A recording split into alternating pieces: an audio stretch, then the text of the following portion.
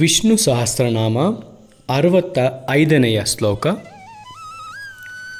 ಶ್ರೀಧಃ ಶ್ರೀಶಃ ಶ್ರೀನಿವಾಸಃ Srinidhi ಶ್ರೀವಿಭಾವನಃ Shridhara Srikara Shreya Shriman ಲೋಕತ್ರಯಾಶ್ರಯಃ.